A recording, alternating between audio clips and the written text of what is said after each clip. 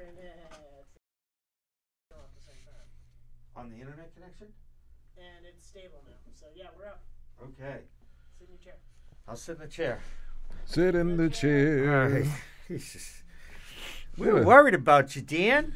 I know. I usually am very good about these kinds of things, but you know, when it's kind of like when the boat has a leak in it, you're bailing water out, and it's hard. That's why you need Flex Seal.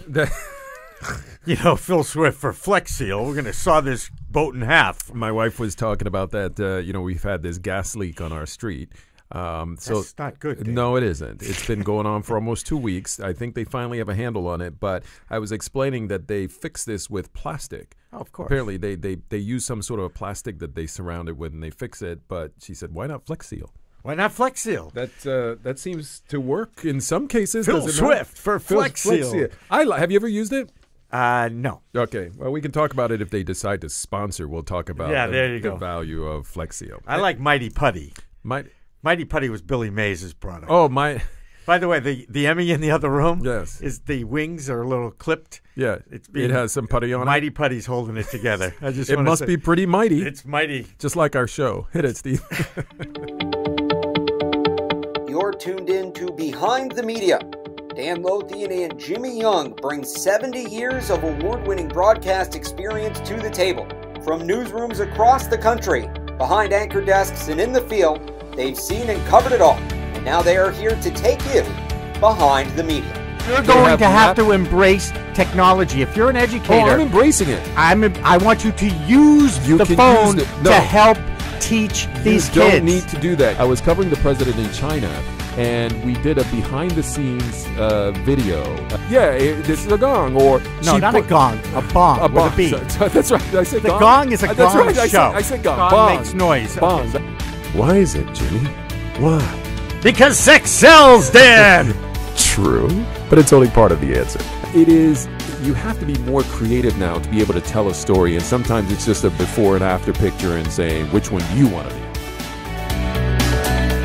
Thought we had hit rock bottom? Wait until you hear how far trust in the media has fallen. Everybody's talking about the Michael Cohen testimony, and it seems a big chunk of the country was actually watching. We have the numbers and a review of how that spectacle was covered. A 12-year-old girl gets an apology from a town that had threatened to arrest her for aggressive reporting. And bites behind the media, including Bitcoin mania, YouTube's comments, reaction, and the answer to a burning question: how often should you shut down your computer? That is a burning question, right? Yes, sir. It burns me. Hello, everybody. Welcome to Behind the Media. I'm Dan Lothian. And I'm Jimmy Young. We find the interesting in media so you don't have to go searching for it. On this podcast, trust in the media has hit rock bottom. How far have we fallen? We'll answer that question in just a sec. But first, this podcast is powered by Away. Let's get away. Away. Thoughtful standards for modern travel. Away makes suitcases for the way we all travel with features like an ejectable TSA-approved battery or built-in front pocket. And, of course, they come in a range of colors and materials, kind of like your clothing in your closet. And they'll suit your travel style, like Jimmy today with his nice, dapper suit. No, or it's coat a jacket. On. It's a jacket. Well, that's all we see. We can call it whatever we want. For $20 off a suitcase. For those who are seeing it. For those who are seeing it, yes. And for those who aren't, we can call it whatever we want. That's right. For $20 off a suitcase, visit awaytravel.com and enter promo code CLNS. Well, Jimmy, I was not one of the 13.3 million. You were not. No, I was not. No, you were not one of the 13.3 million who tuned in to watch Michael Cohen squirm. Yes, well, did he squirm? He did squirm. Yeah. He did squirm quite a bit. And you know what? We have screwed up here, Jimmy. Why have we screwed up? Because it's about you went to the second quarter. I went to the second quarter before the first quarter. I put the party of the first party before the second party. I'm like, okay, how am I gonna twist this around? We're not. We're just gonna go with it. We're just gonna go with it. Just go with it. No, we'll start off the pod. For those of you watching live, this is what happens on Behind the Media. But for the podcast purposes, we can start over just a podcast part, right after the bell. Hello, everybody. Welcome to Behind the Media. I'm Dan Lothian. Oh, and I'm Jimmy Young. We find the interesting in media so you don't have to go searching for it. On this episode, trust in the media has hit rock bottom. How far have we fallen? We'll answer that question in just a bit, but first, this podcast is powered by Away. Away provides thoughtful standards for modern travel. Away makes suitcases for the way we all travel with features like an ejectable TSA-approved battery or a built-in front pocket, and of course, they come in a range of colors and materials like Jimmy has in his closet. And they'll suit your travel style like Jimmy's suit coat that he's wearing. For $20 off a suitcase, visit awaytravel.com and enter promo code CLNS. Okay, Jimmy. So we know that Is this the first quarter? First quarter. Okay.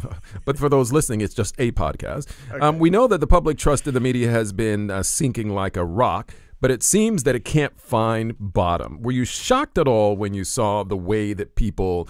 I mean, we update this from. You are shocked. Oh my God! Especially the one that 60% of people believe that sources are paid for their interviews. Exactly. Or they think the reporters are paying. By the way, who?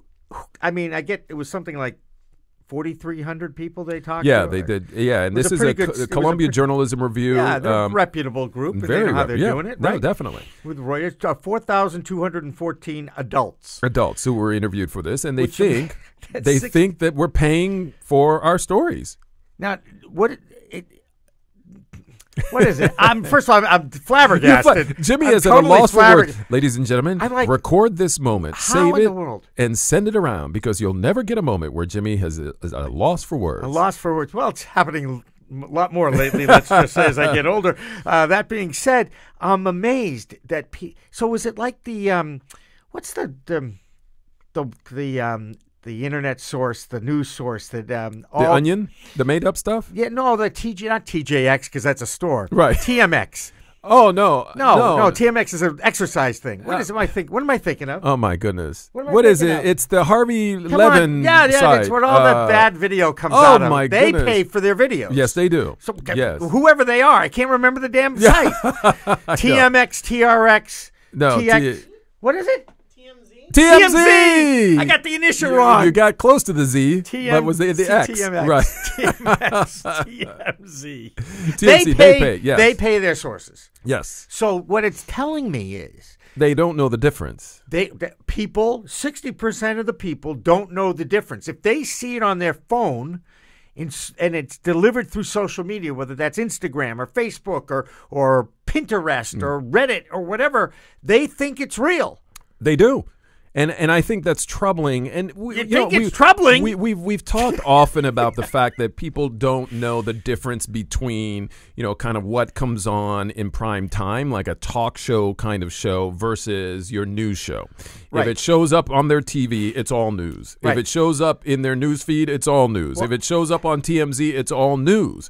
So therefore, when they hear one thing is happening in one end, it applies to all. Yeah, and you make a great point about the talk show part of a newscast. Right. Talk show hosts are not journalists. No, they're not. They can be. They can be former journalists. They can be former journalists, but in the role as a talk show host, it is not journalism. It is not journalism. You're not telling a story. You're giving an opinion about a story, which changes the dynamic completely. Exactly. So when you blur that line, when you're watching, we're going to go behind the media. When you blur that line of a news show that morphs into a talk panel, the anchor, who was a journalist telling you the facts, or at least that version. Right? That's factual. Right. At least it's supposed to be. Right.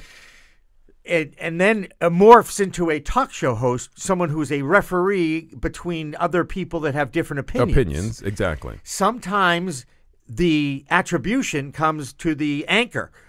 Right. So, I heard you say this. Right. Well, I didn't say it. It was my guest who said it. And it happens all the time in sports talk radio that they think a caller who gives an opinion is their opinion, is the host's opinion. Right. And the guy goes, I didn't say that. That was a caller. But I think, look, it's not just on what shows up on television now. There are just so many ways for people to consume content that it every passing day blurs that line. Right. And it makes it very difficult for people. And I think that's why we see these numbers. It makes it very difficult for people to tell the difference. And what was really surprising by this Columbia Journalism Review poll is that in addition to the fact that they just don't trust us, and these are some of the lowest numbers we've seen in quite some time, is that people also believe that reporters put stories out there before they get all the facts. So Well, they're hang on, filing their reports without knowing the facts. So they're just making things up. Well, just hold on. Now Right. stop for Yes, a second. stop. Think about what you just said. Okay? We've all recognized that the news cycle is now 24/7. Right. We no longer really have deadlines. Not the way that we used to know. It's not 6 o'clock or 9 p.m. for the newspaper, whatever. It's a rolling It's deadline. a rolling deadline. And what it's happens as soon as you is can get it a done. fact comes out or a piece of video off social media comes out, and then it's reacted by traditional media. Right. There's reaction to that. But that's where I think all that lines get blurred, because people think they are not checking their facts.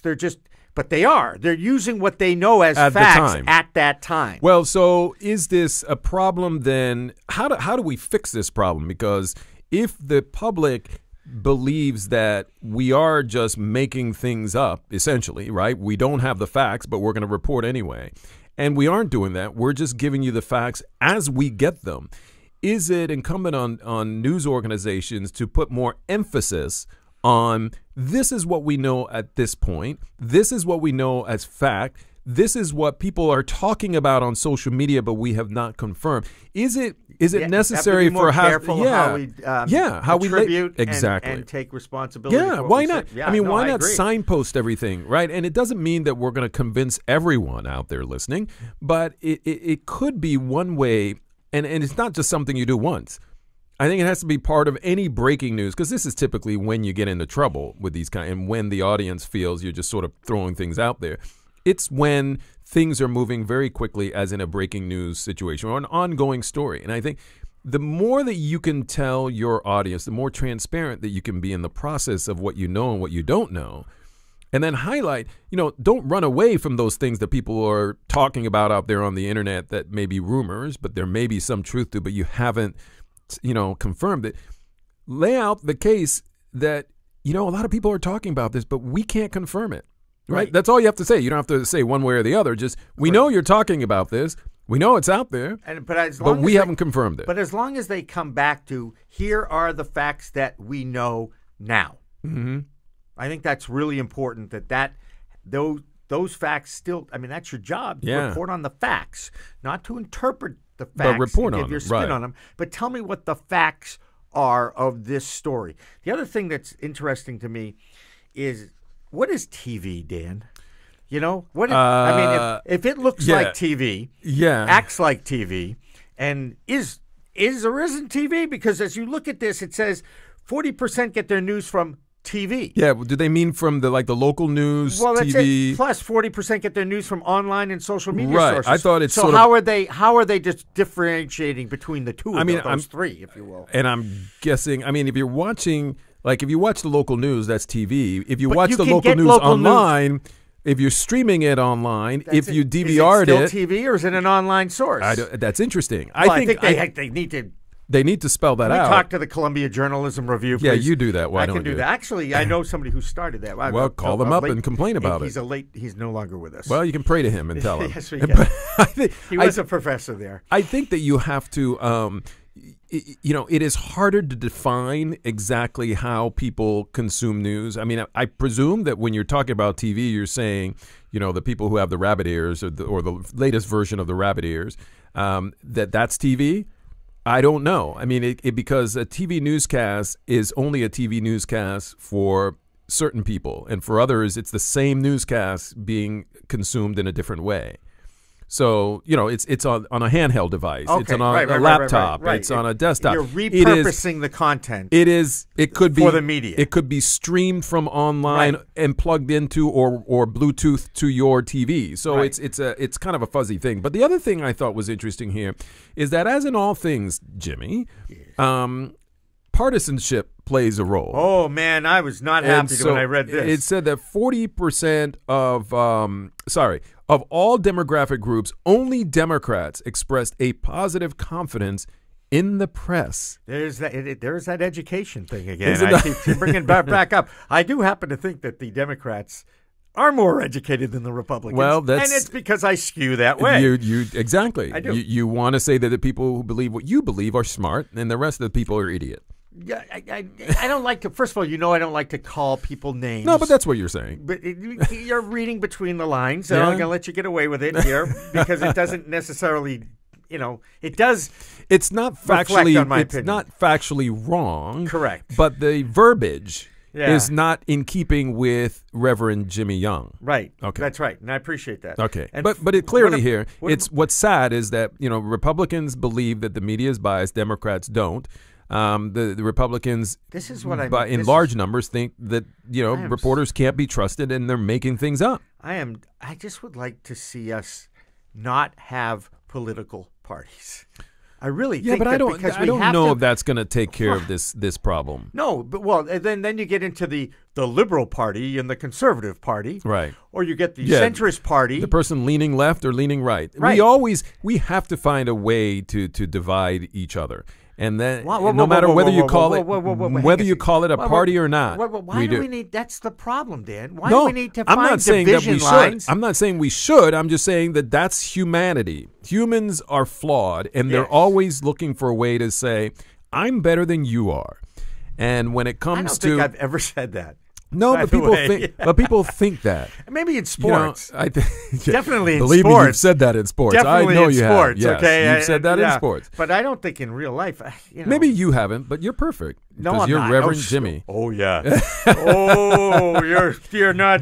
I don't know where you're going with that one, Mr. Lothian. Well, I got want some serious imperfections on this side of the table. Okay. I think, look, it's disturbing because we've seen these numbers sliding. Again, for those of you who are just sort of picking up in the midst of this podcast, the numbers that we're talking about here is that 60%, 60% of folks out there, 4,200 people who were polled. surveyed, Yep. believe that that they don't trust us. They don't trust the news media. The news media. Yeah, many believe they're making up stuff And without they- the facts. And the report on this, the conclusions were this is the lowest it's ever been or Right. the highest it's ever been, Yeah. depending on how you look at Exactly. it. And I'd love to see what it was like before a certain someone declared war on the media. Well, I think, the numbers, and we've been following this now for quite a while, but I think the numbers have definitely ticked up, but they've been high. I mean, for, the last several years now, even prior to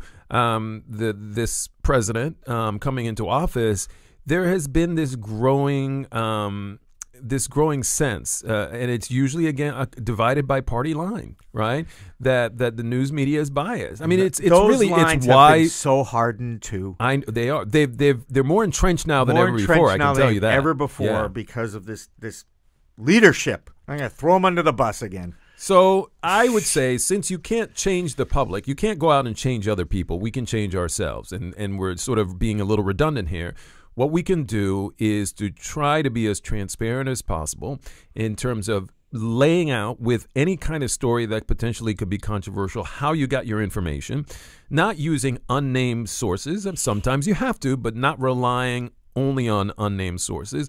And then providing, if people didn't talk to you for a story and refused to talk to a story, if 20 people or 20 organizations refused to talk to you for something and you could only provide one angle of it, then spell out, we called these people, we called those people. And maybe even on TV, we need to put, some sort of a stamp on there. This is what we know now, more to come, or, stories still. A stamp Yep. that visually, so not only verbally should we be leading and helping to restore trust through what we say, but also visually provide some sort of compelling graphics that lets people know we're trying, we're working hard. This is what we know now. It could change in another minute, and we'll tell you about it when it changes. But don't look at this as the full meal, fully cooked.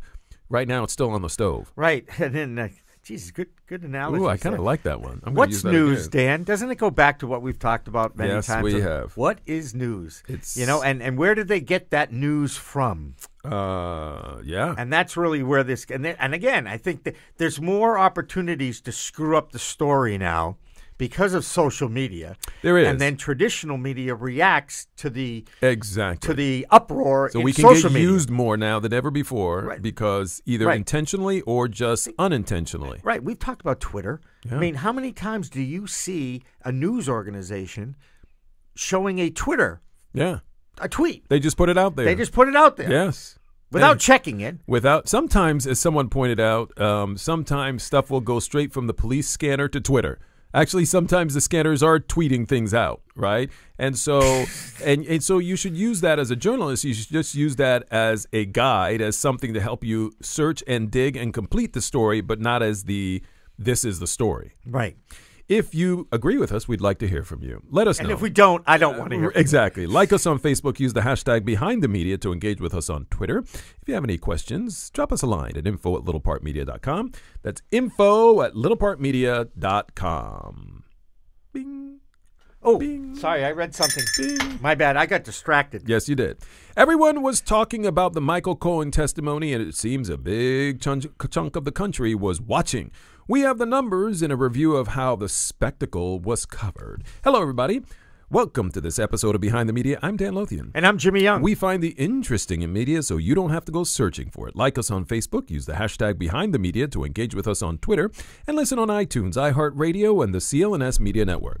Today's episode is powered by Away, thoughtful standards for modern travel. Away makes suitcases for the way we all travel with features like an ejectable TSA-approved battery, built-in front pockets, and a range of colors and materials that suit your travel style. For $20 off a suitcase, visit awaytravel.com and enter promo code CLNS.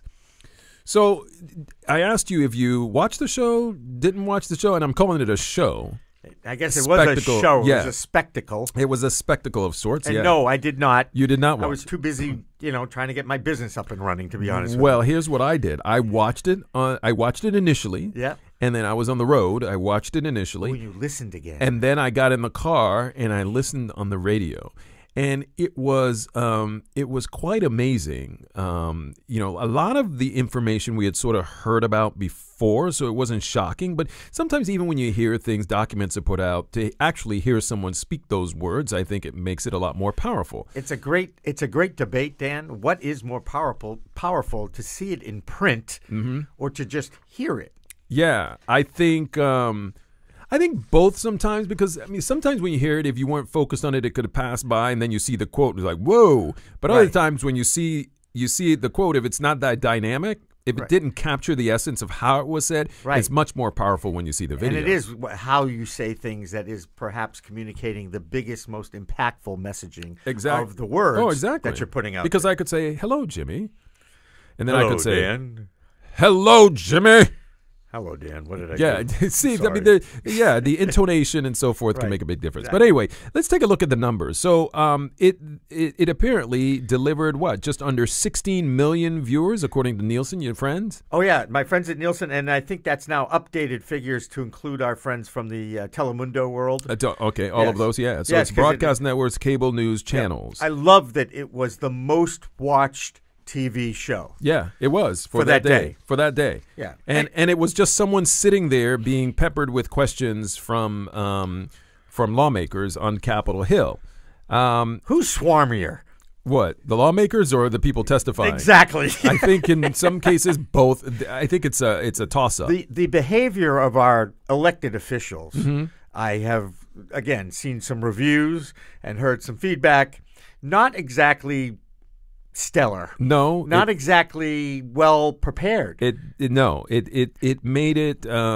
It further reinforced what we already knew. We just saw it again. It's like that ugly scar someone peeled off a Band-Aid and left it off for a few hours, and we saw all that stuff that's in it, and you just wanted that Band-Aid to be put back on because it's ugly. In general, I really do not like politicians. Yes. I think, again, everybody has their own personal agenda as opposed to listening to your constituents and doing what they want you to do because you are their representative. Right. I don't care how you feel about a certain topic. You talk to the people that you represent before you spew your opinions. Yeah. My feeling, again, No. Me being the utopian unicorn in the room. Exactly. You like that unicorn. I do. Yes. I do. I chase rainbows and windmills and unicorns and sorry. So breaking it down, CBS News had the largest audience, just under 3.6 million viewers. ABC had an average of 2.95, NBC 2.48. And then MSNBC led cable news from 10 a.m. to 5, so for the day part, with 2.86 million viewers, followed by Fox and CNN. You know what's sickening in a lot of ways? What is sickening? That there are videos on YouTube that get more play than the people that tuned in to these things. I think, yeah. I mean, in all, not live. Right. And then that's live the thing. It's what versus gets on shared demand. And right. Exactly. But, exactly. It's a lot of, look, there's still a lot of people who are very interested in this because they think this could be the beginning of the end of POTUS, which. And that's, it's part of that, right? It has to do with, is this person going to have the smoking gun? And then if you're rooting for that, you want to watch. And if you're rooting against it and you want to see a fraud exposed, then you're rooting for that as well. Now, here's the thing. The amount of people who are watching, it definitely shows that there's still interest in this kind of politics can be entertaining, I guess. So people watch it. But here's the other thing. It's the coverage that we saw, the reaction to what we saw. What was your take on how it was divided, if you will, in terms of look CNN back versus Fox? Right.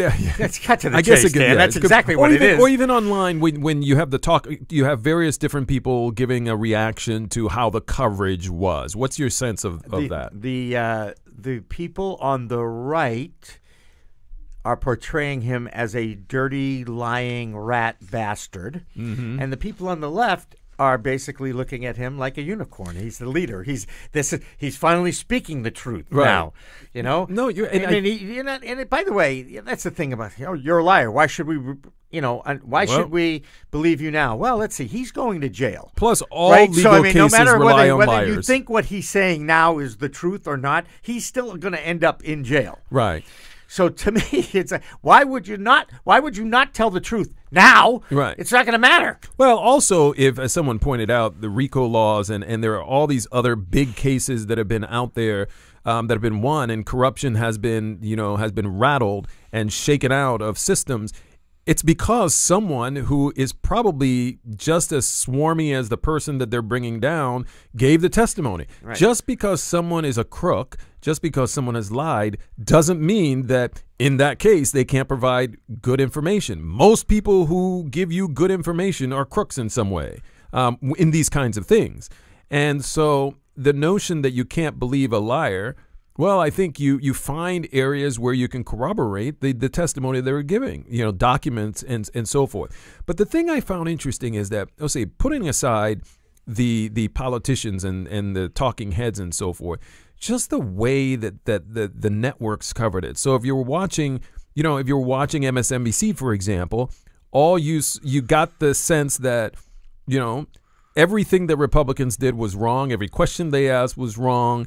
They're crazy people over there. If you watch Fox, then everybody else, all the other networks were just in it for him, to support him. Those left-leaning networks, they just want to make him look good and bring down the president. Yeah. And that they're overlooking the fact that this is a liar. There was no real, when you pit those two networks against each other, there was no even insight into, well, that's probably a pretty interesting thing said by Mr. So-and-so Republican or Mrs. So-and-so Republican. They couldn't even do that. It was the coverage and the reaction of how the other side was covering was clearly political, clearly partisan.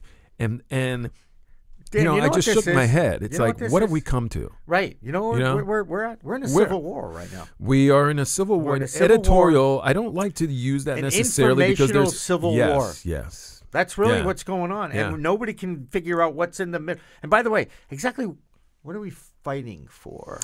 We're fighting for the right to have your own opinion. I mean, is that what we're doing? I mean, we've gotten to do a better job is reporting that. I mean, opinion is not fact. You know what we're fighting for? I guess we're fighting for ratings, right? Because I mean, some of the people who say the things that they say truly believe them, but I think it's more jocks. But I think it's more of you've got to have an enemy in order to make good television. And if you pointed out some really wonderful things that the other side did, well, when those wrestlers used to, do they still do that? Do they still do the weigh-ins weigh in and they look at each other and say, "I hate you." Boxers more than You know, they these MMA and UFC things now too. They look at each other, they stare them down, they say really nasty things. We hate photo you. op. Yeah, it's the photo. I almost feel as if we're in the midst of the pre-boxing ritual, where we do it just because that's what you're supposed to do in order to boost ratings, in order to make people enjoy your medium. Is the system flawed? And you're going to bring up one of my favorite subjects, which is public brain television. hacking. Oh, no, brain hacking's up there. That's but number public one. television, That's brain number hacking two, are really up yes. there. Those are my maybe they're 1 and 1. You know, Yeah. maybe they're 1A, 1B. My point is, in commercial television, the role, the product, are the people watching you. Right. So if you want to put more money in your pocket, you are incentivized by being a little bit more controversial. Exactly. Saying things that not necessarily are factual, but it's your opinion of those facts. Yes. Yeah. And is that going to drive more ratings, which allows you to go out and get more money in your pocket? I think the answer is yes. And it's the reason why, you know, you will find one network completely ignore something that could potentially, I'm using this loosely, but vindicate the other side. Right. And the other likewise from on the left and the right. And it's not because, you know, they overlook something. They do it intentionally because you have to have a villain in order to get the ratings. Right. And isn't it interesting that you had another major story happening at the same time on the other side of the world? You had the whole North Korea thing. Right. Yeah. And one network played it up a little bit more than the other network. Well, that's interesting because I remember some of the criticism on that day where Fox was criticizing others for spending so much focus, on so much air on the testimony versus, you know, how the president was bringing peace to the world. Of course, we know what happened with that. How'd that work out? Exactly. We came back with a goose egg. Maybe even less than what we had before. Maybe, yes. Although I must point out, in the interest of being balanced there are some national security experts out there who point out that sometimes it's best to walk away from a bad deal rather than jump into a bad deal. Well, actually, I think anybody who is in negotiation 101 knows that the real negotiation doesn't even start until you're ready to get up from the table and you leave. Well, yeah, but that's the biggest piece of leverage you have. Well, it is. Although what often happens and this was sort of a behind the media, kind of behind the politics as well. And I know this from just the years that I covered the White House. Oftentimes when presidents are traveling to countries in order to potentially sign some big deal or reach some big agreement, most of the deal has already been done. Like, rarely does anything actually happen. Now, there are times where you go there and all of a sudden someone flakes out and that's the end of that. It unravels. But you don't go into these kinds of things unless everything has been decided. And really, the event itself is a photo op. It's a photo op. It's a photo op. But the criticism around this was that, oh, I can't believe those on the left, you know, those MSNBC and CNN, they're playing up this Cohen thing and they're staying away from the president doing this great stuff on the other side of the world. And on the flip side, that's what they were focusing on and not talking about the Cohen testimony that was about to happen. It is a time in society now where it makes people want to just, those who are like moi, you know, independent-minded people, want to just turn it all off. This noise, it causes headaches, anxiety, and you know, you want to shut yourself in the bathroom and not get out. You know, why the bathroom? I don't know. The do basement. What I do. What? Don't even turn it on. Don't even turn it. Yeah, so you want to know a little bit about what's, you know, it's like you hate to completely bury your head in the sand. I am not. I know what he was saying. In fact, one of the things that I did pick up, and I've seen it now in quotes too. So I've heard it and I've seen it in quotes, and it kind of confirmed what we had talked about at the very beginning when we chit-chatted in the hallway before we actually started to come into this room and record, was the fact we knew Trump did not expect to win, nor did he want to win. He really was going to start his own media company. Right. And Cohen said that. And Cohen said that. That's right. That's right. So I thought that was pretty good. I was like, hey, you were on top of it. Once in a while, I can get it right, Mr. Unicorn. If you want to know what's happening in the future, just call Jimmy. Yeah, He'll right. Tell you. Well, look, we can only hope, and I don't know that it's going to change now. We can only hope that you know, at some point we will all start to see fact as fact, news as news, and we don't just skew it to our audience. But Dan, I know. But Dan, that's we're I know. starting the presidential campaign for 2020. What we're was I about to see thinking? more flip-flopping and Yes, we more are. lies and more mistruths and more Exactly. finger-pointing now. And I'm really, and all the ads are going to be negative Right. ads. It's all negative. So It's if that's really if bad. that's what's happening in politics, why should we expect anything else from the news media? Right. That's right. So really, there's we're going to hell in a handbasket. That's right. We're in the civil war, and I don't know how we're ever going to Civil get war of how do you put it? Of just opinions. Opinions. Just and media. And, it's opinions. Yeah. Red versus blue, right? I mean, we've Yeah. got the red states and we've got the blue states. Yeah. And I'm in there's- the green state right now. I'm in the green state of mind. That's well, an independent. As you know, that is Yes. one of my favorite colors. Well, my because favorite, it's the Celtics. Yeah, I well, don't want anybody to read between my the favorite lines color here. is actually blue. Okay. But I'm green. Okay, fair enough. Well, I'm black. yes. If you I can't. I didn't even know. I never noticed that. If you like this episode, let us know. Like us on Facebook. Use the hashtag #BehindTheMedia to engage with us on Twitter. And if you have any questions or comments, drop us a line at info@littlepartmedia.com. That's info@littlepartmedia.com. It's time for halftime. We like this time. We can sit back and enjoy the fireplace here in our studio. Yes. Yes, as we get It's in closer. 4K. Yes, 4K fire, which is a little warmer than just 2K or no K. Today's episode is Okay. powered by Today's episode is powered by Away. Thoughtful standards for modern travel. Away makes suitcases for the way we all actually travel with features like an ejectable TSA-approved battery, a built-in front pocket, and a range of colors and materials that suit your travel style. Away suitcases are also made from lightweight, durable German polycarbonate or aluminum alloy, and then the interior compression system lets you pack more. They also come with 360-degree spinner wheels, which guarantee a smooth ride as you walk through the narrow aisle of an airplane. There's also the TSA-approved combination lock and removable washable laundry bag. For $20 off a suitcase, visit awaytravel.com and enter promo code CLNS.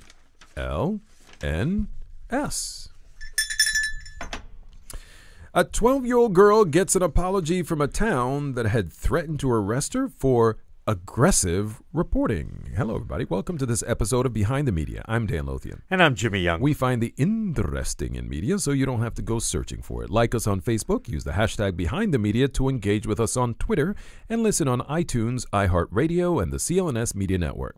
Today's episode is powered by Away, thoughtful standards for modern travel. Away makes suitcases for the way we all travel, and they come in a range of colors and materials that suit your travel style. For $20 off a suitcase, visit awaytravel.com and enter promo code CLNS.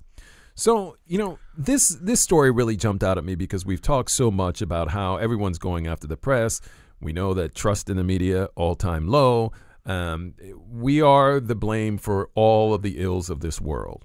We're disrespected by everyone from public officials to private individuals.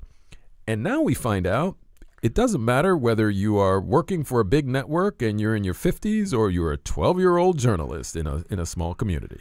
I've trained quite a few 12-year-old journalists in the last 10 years with my old company, Young Broadcasters of America. So when I saw this story, I was intrigued because I have viewed and have seen and have gotten feedback from many people when a adult sits down, knows that they're going to be interviewed, and sits down with a young reporter. Their guard comes way down. Oh, yes. They will say no things, threat here at all. They will say things to that young reporter that they will not say to the beat guys, to the guys that they see every single day. And I'll never forget the interview with Michael Jordan that young Jake Anderson did for back in the day of Kid Company Sports World in the 90s at NECN. Jackie McMullen, who's a very respected journalist, basketball journalist for the Globe, and now for I think it's the national one that's out there. Can't remember, the Republic or the Athletic or whatever the Athletic, I think it's called. Right. Anyway, she said to me, Jimmy, he never talks about gambling with us. He never talks about his father with us. He never talks about the issues that had followed him as a player. But he was very comfortable talking to one of my young reporters at the time. Well, I remember that when I was, many years ago, I was on Martha's Vineyard covering President Obama.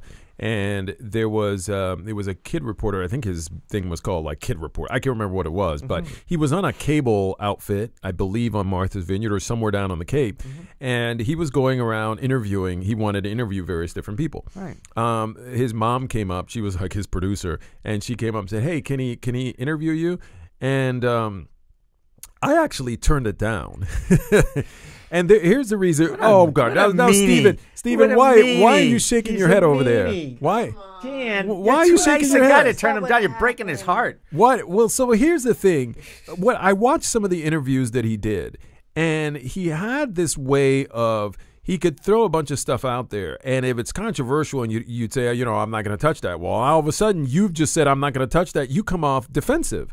He wasn't just saying, hey, what's your favorite color? He was asking some tough questions.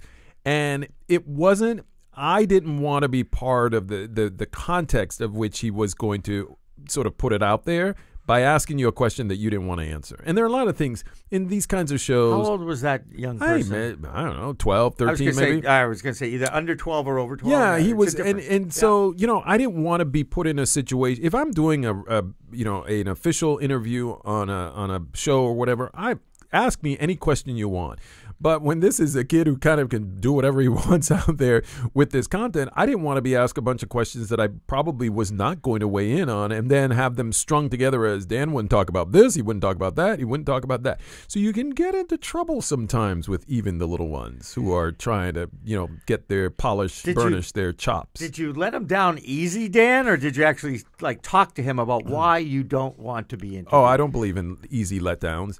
It's easier just rip the Band-Aid off right away. Let the pain happen, and then they get over it much quicker. I think that's why you're a better parent than I am. Just go for anyway. it. Yeah, no. There's no parachute in my kind of all right, throwdown. Give us some more background, some more facts about this, because I've seen the video, and I think the sheriff was a horse's patoot. Yeah. So this is so there's this young girl. She's 12 years old. And she's a crime reporter. And she is the daughter of a former reporter for the New York Post. Exactly. I just thought I'd throw that in So there. there's she understands about reporting and has a good example a good guide, we think. Right. Okay. Someone who understands how to gather.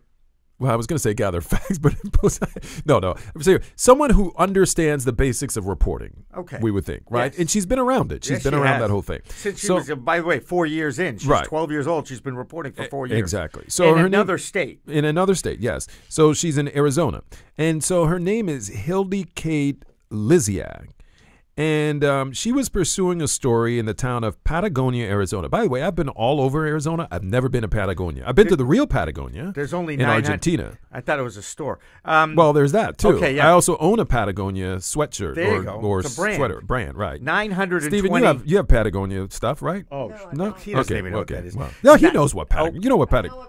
All right. There we go. Okay. 920 residents of this town. Right, so small. But I've been to a lot of those small towns. Big enough to have a sheriff. Right. I've been to a lot of those small towns. That sheriff is in charge of 920 people, making sure that the public is safe. Exactly. In Patagonia, Arizona.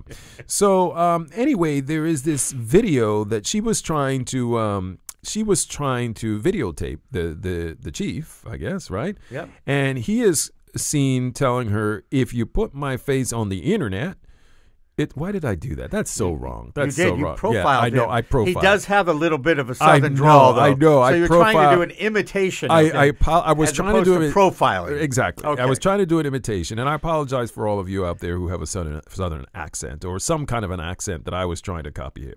If you put my face on the internet, it's against the law. And then they give you the law. And the Arizona law, Class 5 penalty. Yeah, ARS 132401 for relevant information. Yeah. It is a Class 5 felony to post personal information of a police officer on the internet if it poses a threat. A Class 5 felony carries a 2-year prison sentence in Arizona. So there was this threat, if you will. Do they have open carry laws in Arizona? Actually, they do. I had a feeling. Yes. Because I've been, is it Arizona or Nevada? No. One of those. No, I think it's Arizona. I went there for a big event, I remember, and I was staying in this little place behind a bar. That's where we were staying. That's the only room that we had. And along came a guy on a horse with a gun and a holster right through town. Right. Kind of interesting. By the way, interesting to you, everyday occurrence to them. Exactly. So anyway, this goes viral. Obviously, this little girl who's doing a story Well, the is sheriff threatened was by the sheriff. extremely patronizing, Right. and threatening. Yes. I might add. Exactly. And Exactly. and you had to hear him to really hear his tone and how he was talking to this. He was trying to teach the young person A lesson. Exactly. And he got schooled. He got schooled absolutely schooled. by the town and the mayor. Yeah, and I love apparently this that Mom went to the mayor. And not only that, but by the folks out there on social media and all elsewhere. According to the Associated Press, he had received death threats. From folks. But yeah, the mom goes to the mayor, and then there was a town council meeting. And lo and behold, they apologized to the young reporter.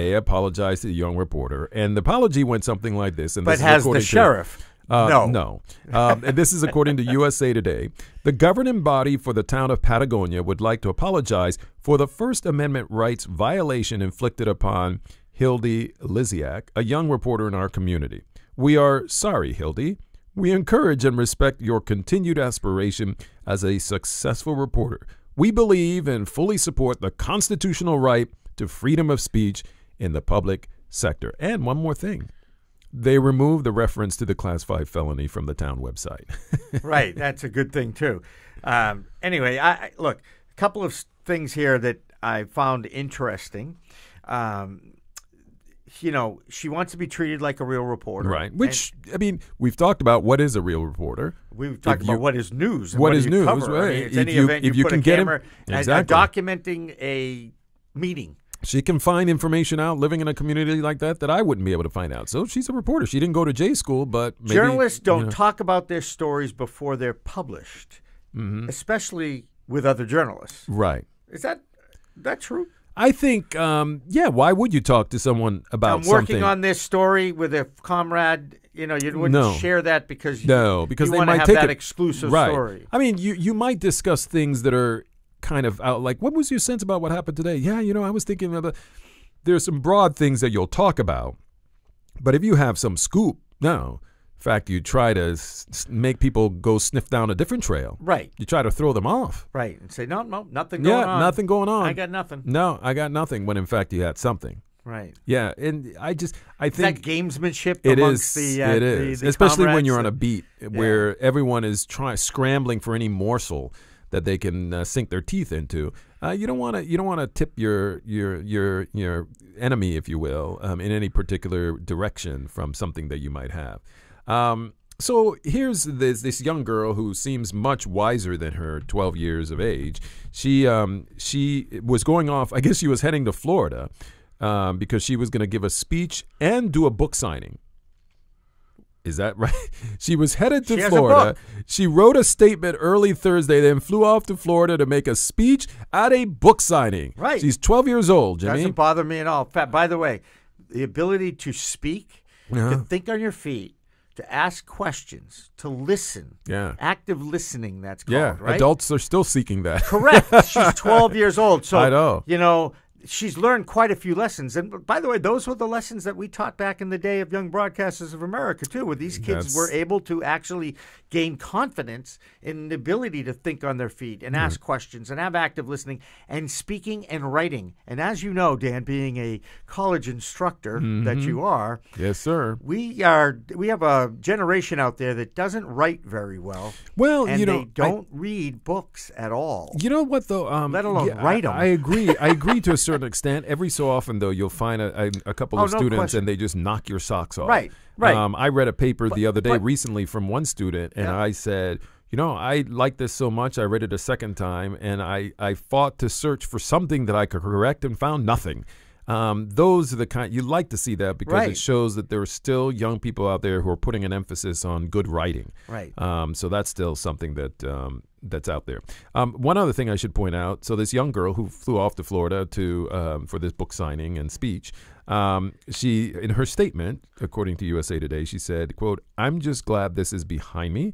And I'm very thankful to the town of Patagonia, especially the mayor and town council. This wasn't just about me.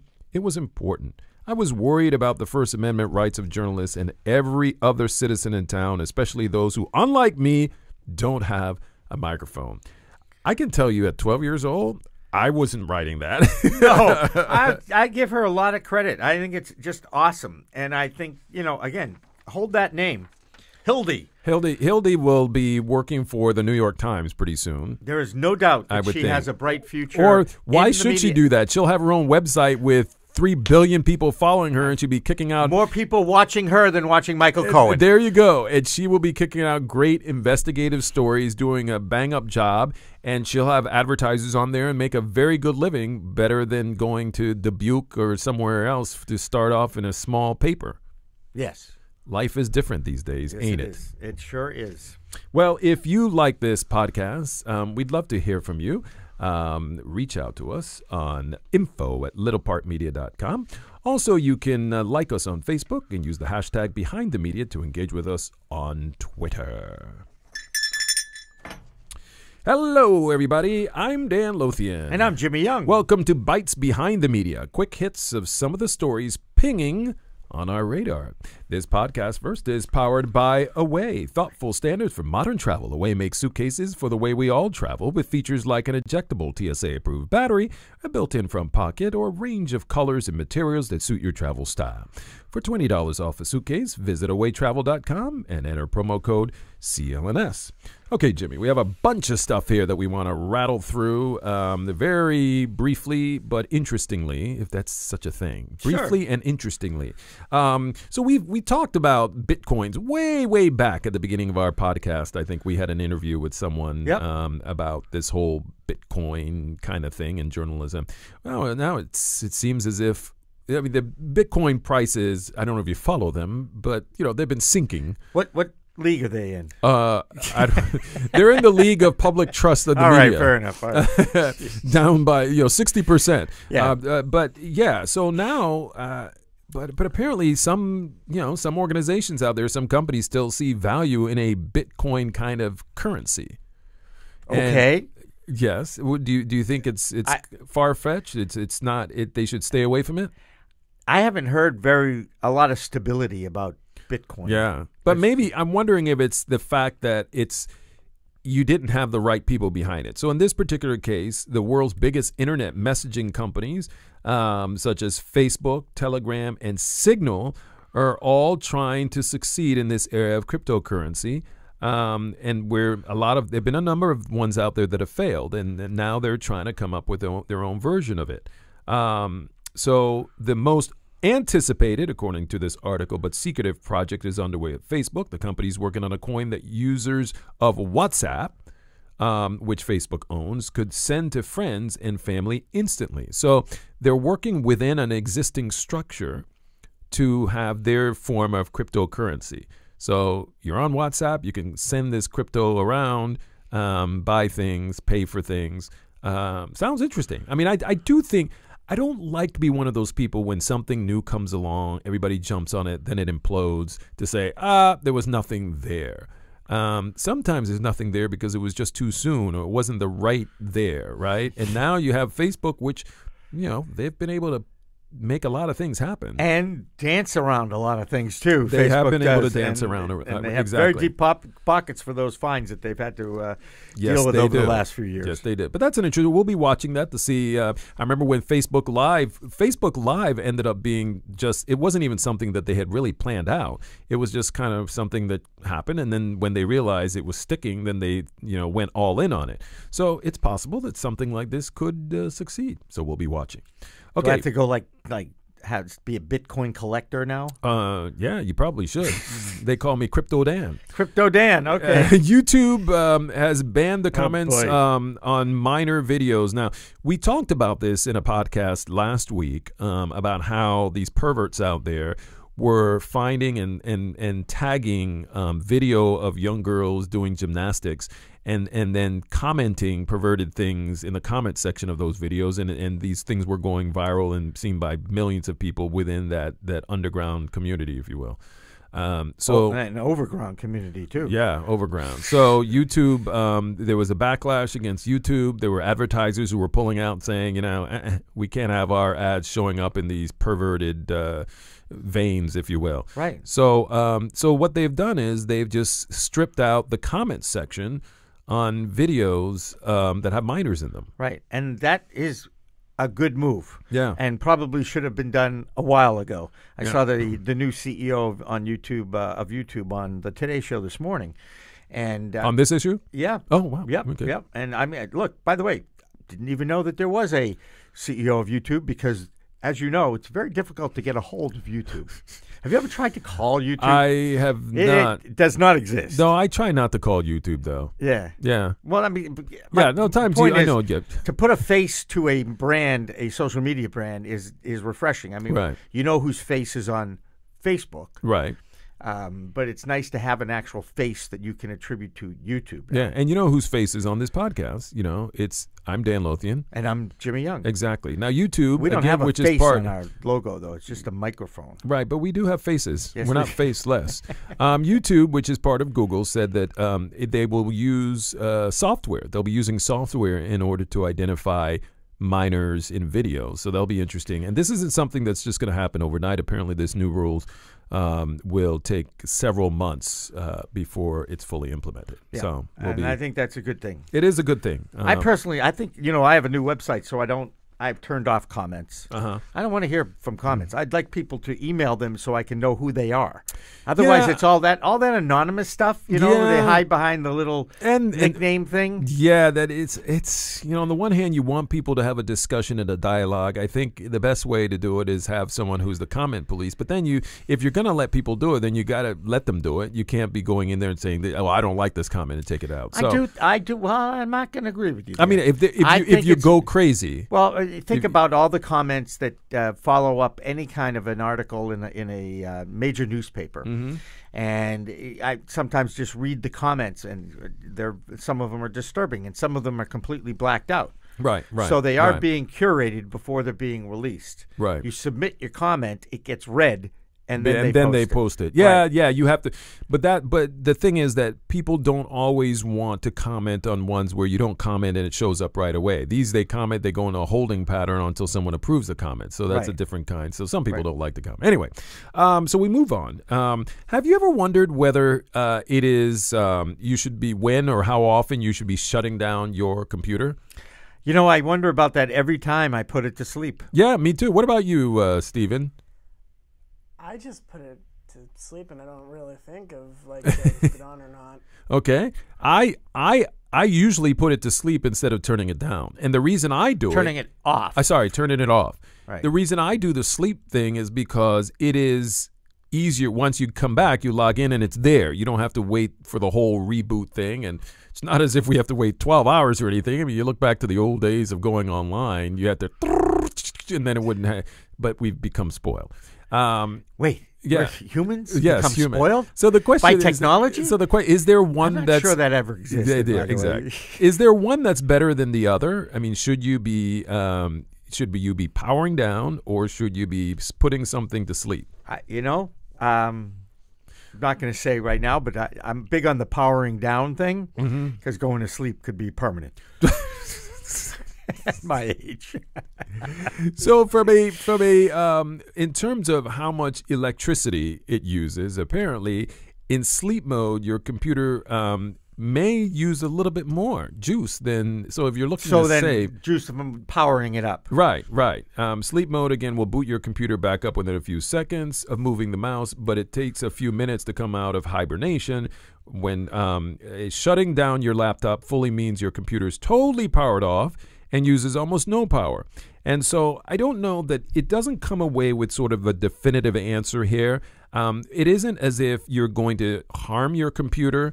And one of the things that in this article it pointed out is that when you think about what experts used to suggest back in the day when computers first came out, we have different kinds of computers now, and they're pointing out here that modern computers don't really draw that much power.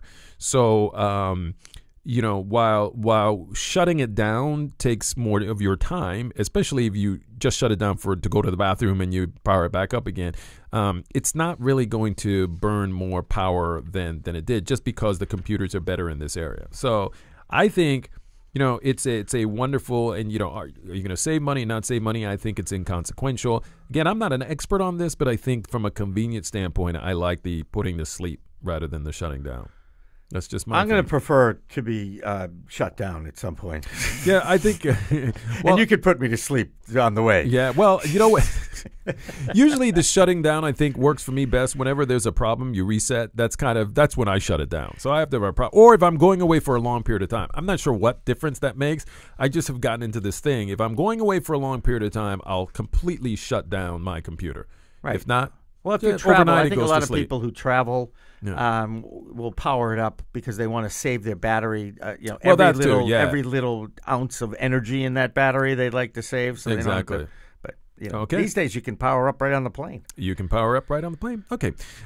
Teenagers fact-checking online, social media, and so forth. We like that, right? I like the fact that you found this story, too. Yeah, I was amazed that this actually exists, that teenagers are out there fact-checking as opposed to making up stuff as they go along, which is really what being a teenager is all about. Well, this is all part of the MediaWise initiative at the Poynter Institute, and it just dovetails with what we've been talking about in terms of media literacy and helping young people understand the difference between fact and fiction. And so these young people, as part of this program in this class, some 18 young people who have been essentially scouring anything. It doesn't have to be hard news facts, but it may be something as if saying, you know, some celebrity gave away, you know, $10,000 of a gift of something to some organization. And it could be fiction or it could be fact. And they check this stuff out to kind of help young people understand that just because it's out there, just because it's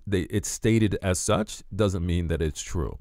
And so I think even if it's just kind of part of an exercise, I think it's wonderful that this is being done, right? I mean, there's only one way that as adults you're going to learn how to, you know, sift through all of this garbage that's out there and understand the truth and get at the truth. So if you start learning about the process at this age, we're all better for it.